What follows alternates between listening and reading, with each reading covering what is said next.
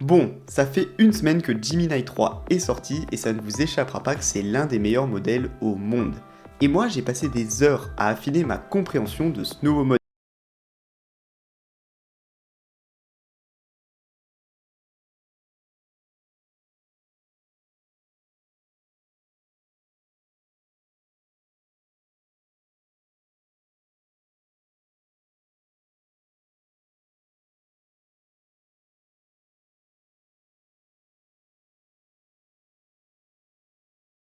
Vous l'utilisiez. Alors juste ici, on est à l'intérieur de Gemini. Déjà, il faut savoir qu'il y a deux endroits où vous allez pouvoir utiliser Gemini 3. Vous le retrouvez ici à l'intérieur de Gemini de l'application classique et vous pouvez l'avoir juste ici dans le Google AI Studio où vous allez pouvoir choisir le modèle. Alors si vous n'avez pas l'habitude d'utiliser le Google AI Studio, vous retrouvez le lien en description de la vidéo. C'est vraiment un endroit extrêmement efficace pour utiliser Gemini. Alors moi dans la vidéo, je ne vais pas revenir sur toutes les bases du prompt engineering. Pour ça, vous avez plusieurs vidéos sur ma chaîne qui les expliquent déjà. On va aller un petit peu plus loin, comme je le disais juste avant. Alors avec tous les tests que j'ai pu mener et qu'on va voir ensemble en démonstration, il y a certains comportements que j'ai pu vraiment identifier.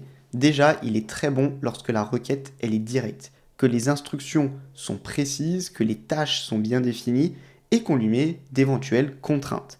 Faut aussi savoir que ces données d'entraînement sont jusqu'à janvier 2025, et il peut prendre jusqu'à 1 million de tokens en entrée et 64 000 tokens en sortie. Donc on bénéficie vraiment d'un modèle très puissant pour aller raisonner. Alors comme je l'expliquais, déjà la première chose fondamentale avec Gemini 3, c'est d'être très direct dans vos prompts et très précis. Pour la rédaction, ici j'ai mis un prompt qui est plutôt vague pour la rédaction d'une introduction pour un article. On va analyser ensemble la réponse. Ici, on voit que la réponse, elle est plutôt verbeuse, il y a beaucoup de texte, c'est pas forcément très percutant pour une introduction, alors que si vous êtes extrêmement direct comme ça, vous lui dites ton rôle c'est ça, ton objectif, ta contrainte, ton format, eh bien vous allez voir que la réponse, elle est beaucoup mieux rédigée pour une introduction à un article. Ici, voilà, il m'a mis déjà une phrase qui va faire une accroche, que l'on n'avait pas forcément juste ici, et derrière il me fait une introduction vraiment percutante. Donc n'hésitez pas à ne pas trop rédiger, mettez-lui vraiment des choses du type ton rôle c'est ça, ton objectif c'est ça, le sujet, etc. Il n'y a aucun besoin à lui expliquer trop de choses, soyez vraiment très direct. Et alors pour ça, ça m'amène à la deuxième chose à bien mettre dans vos prompts avec Gemini 3, c'est l'utilisation de balises. Il y est extrêmement sensible. Les balises c'est quoi? Ici, si vous regardez, lorsque je rédige mon prompt, eh bien, je vais mettre comme ça des petites balises sur le rôle. Alors là, vous mettez comme ça, par exemple, rôle et ici slash avec rôle pour lui dire que cette balise est terminée. Et vous notez comme ça vos informations. Ça va lui permettre de beaucoup mieux comprendre les différentes parties à l'intérieur de votre prompt. Ça, c'est vraiment une bonne pratique qui provient de Google et qui vous recommande d'utiliser ce type de balise. Et alors juste ici, vous voyez sa réponse, elle est extrêmement précise, elle reprend bien ici des avantages inconvénients que je lui ai demandé ici dans la contrainte. On voit qu'il va seulement se baser sur l'Europe, c'est bien mis ici avec Union Européenne. On retrouve aussi des images comme ça à l'intérieur, on a vraiment des réponses très précises. Vous voyez aussi ici que je lui ai demandé d'être très factuel en citant les informations qu'il m'a retrouvées, et on a bien ça en bas juste ici. Donc vous pouvez utiliser ce type de balise, à savoir que vous pouvez aussi les mettre sous ce format juste ici que j'ai vu dans le guide du prompt engineering par Google pour Gemini 3. À l'intérieur, vous pouvez mettre par exemple ici ton identité, des contraintes, un format de sortie, et là vous allez voir pareil qui va bien respecter toutes ces balises dans son analyse. Ici, on voit qu'il a terminé, il m'a bien ressorti tout le code, je lui ai même demandé une petite application pour pouvoir mieux visualiser ce qu'il a fait, et là voilà, comme ça je pourrais avoir une petite application disponible qui me permettrait de calculer des frais de livraison à l'aide d'un petit algorithme en Python. Mais ensuite, vous pouvez aller encore plus loin dans les techniques de prompt engineering sur Gemini 3. Et pour ça, il y a une technique qui s'appelle l'ancrage.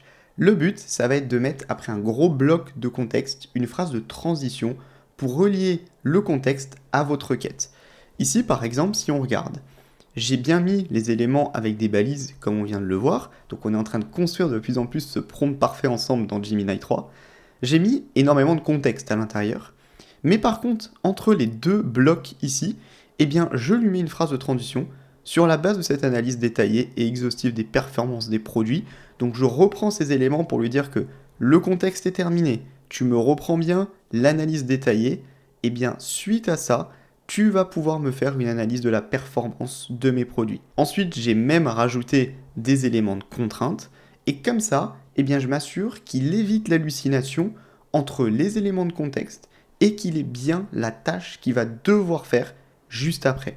Donc mettez souvent ces informations ici de contexte assez haut dans votre prompt avec un gros bloc, puis ensuite faites plutôt des petites transitions comme je l'ai fait ici entre les différents éléments. Et ici, si vous regardez, il m'a bien fait l'analyse que je pourrais exporter vers Google Sheet et il m'a préparé ici l'objet de mon email d'urgence comme je lui avais demandé juste ici, propose une ligne de sujet d'email d'urgence au chef de produit. Donc comme ça, il a pu me préparer tous ces éléments, mais c'est vraiment cette phrase de transition qui est importante à mettre dans vos prompts. Ensuite, le prochain paramètre, il est juste super important. Comme je le disais au début, Gemini 3, c'est un modèle de raisonnement. Donc, on va pouvoir influencer son raisonnement avec un nouveau paramètre qui s'appelle le thinking level. C'est finalement la capacité du modèle à raisonner plus ou moins. Ici, par exemple, je l'ai réglé en low. Donc, il va aller me faire mon analyse juste ici, mais en raisonnant beaucoup moins que lorsque juste après je vais le passer en high. Juste ici, on voit qu'il m'a répondu, le raisonnement était assez rapide et j'ai les 3 éléments qui sont ressortis. Mais maintenant, si vous regardez bien, je vais le passer en high. Et bien là, regardez, déjà il a mis beaucoup plus de temps à me fournir sa réponse, mais j'ai une réponse beaucoup plus complète. Ici, j'ai les canaux de distribution avec beaucoup plus d'éléments à l'intérieur, j'ai l'argumentaire de vente qui est généré, donc il a pu faire une analyse un petit peu plus poussée. Donc c'est vraiment quelque chose que je vous incite à mettre à l'intérieur de vos prompts, parce que si on regarde bien, on a des résultats qui peuvent vraiment varier en fonction de ce paramètre. Et lui aussi peut être utilisé dans des balises comme on l'a vu juste avant. Ensuite, pour le prochain paramètre, je ne sais pas si vous aviez remarqué, mais Gemini 3, lorsqu'il répond, il donne une réponse très directe mais très efficace. Mais parfois, vous avez peut-être envie qu'il apporte plus d'éléments. Et bien pour ça, il y a un paramètre à régler. Ce paramètre, c'est la verbosité. Pour ça, juste ici, si on regarde, explique l'importance du cycle de l'eau, et là, on va lui mettre une verbosity élevée. À partir de là, vous allez voir que sa réponse va être beaucoup plus longue. Et ensuite, on va tester en mettant low. À présent, on voit que Gemini est en train de me répondre sur le cycle de l'eau.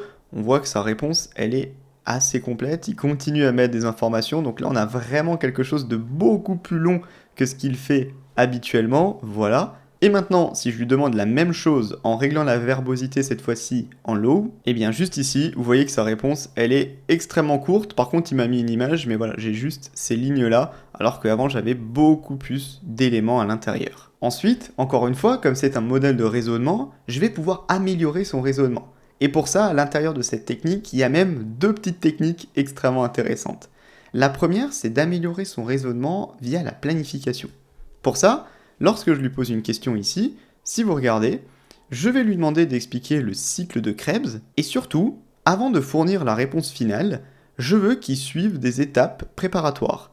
Il analyse l'objectif, il vérifie l'information, il crée un plan et il me donne un format de sortie. Donc je peux comme ça lui permettre, lors de son raisonnement, eh bien de mettre des éléments de contrainte pour lui faire planifier sa réponse, ce qui fait que d'abord, avant de me répondre, eh bien, il va avoir des étapes préparatoires, ce qui va améliorer grandement son raisonnement. Ici, lorsqu'il est en train de faire son analyse, il analyse déjà bien l'objectif de ce que je veux faire.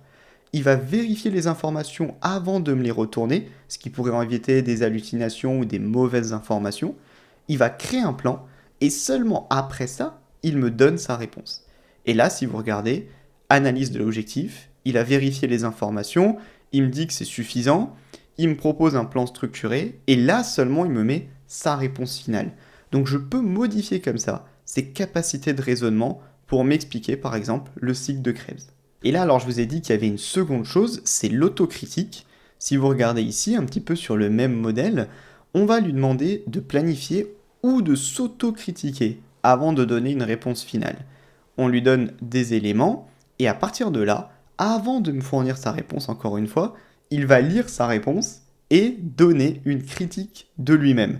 Ce qui va permettre, eh bien, vous, de pouvoir avoir des éléments de réflexion supplémentaires via son raisonnement. D'ailleurs, si vous regardez ici, je lui dis, est-ce que tu as bien répondu à l'intention de l'utilisateur avec assez de données techniques? Parce que je lui ai demandé des données techniques sur les véhicules électriques. est-ce que ton ton, il est authentique au persona demandé? Et de là, il m'a fait son autocritique, phase de planification et d'autocritique, ébauche des points clés. Ici, est-ce qu'il a donné assez d'éléments techniques? Il a mis une correction, donc il s'est auto-corrigé. Et ici, sur le ton, pareil, il a changé certains éléments en mettant par exemple plus un vocabulaire financier. Et seulement là, il me donne sa réponse avec les éléments. Et vous voyez que les éléments sont très techniques. Pourquoi? Parce que c'est ce que je lui avais demandé et qu'il a pu relever dans son autocritique. Et il m'a rajouté ici une petite image en plus qui explique tous les éléments. Donc voilà comment on pouvait même influencer son raisonnement. Et alors ça, vous le combinez avec un deep thinking qui est élevé et vous allez avoir vraiment des énormes résultats. Alors je fais juste une très courte pause de moins d'une minute dans la vidéo, mais c'est important pour ceux qui veulent aller encore plus loin dans leur maîtrise de l'IA. Vous retrouvez en description de cette vidéo plusieurs ressources qui peuvent vous aider. La première, c'est vers ma communauté IA France. C'est une communauté sur laquelle on s'entraide et on échange autour de l'IA. C'est notamment à l'intérieur de cette communauté que je partage toutes les ressources de mes vidéos. La communauté, elle est très active, plus de 3000 membres à l'intérieur. Et alors pour la rejoindre, eh bien sachez qu'elle est ouverte à tous et elle est totalement gratuite. Donc il n'y a vraiment que des bonnes raisons pour la rejoindre. Ensuite, vous retrouvez aussi mon guide pour intégrer l'IA dans votre quotidien.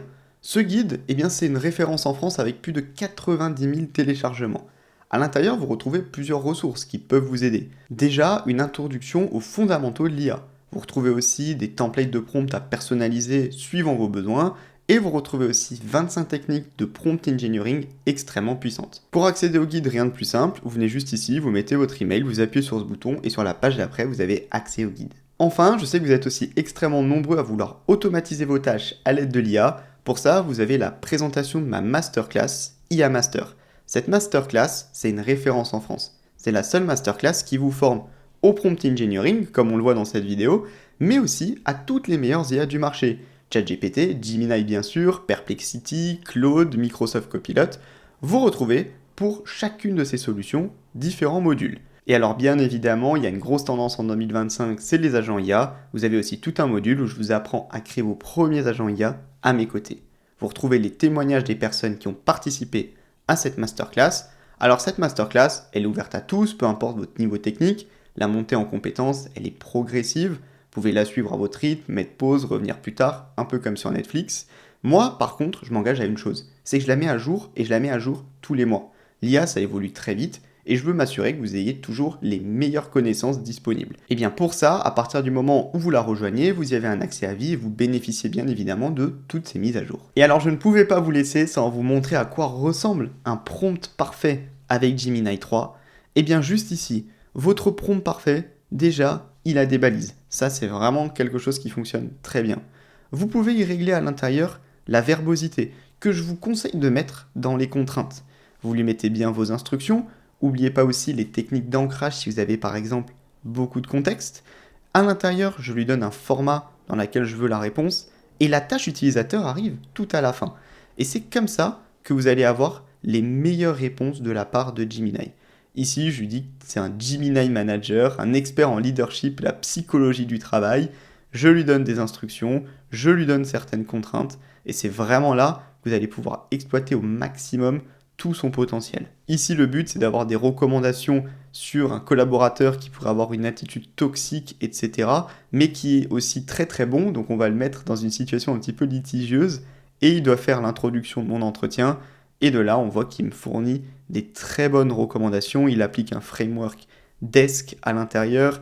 Il me propose plusieurs choses. J'ai une réponse assez complète. Pourquoi? Parce que je lui ai mis une verbosité élevée, un bon ton.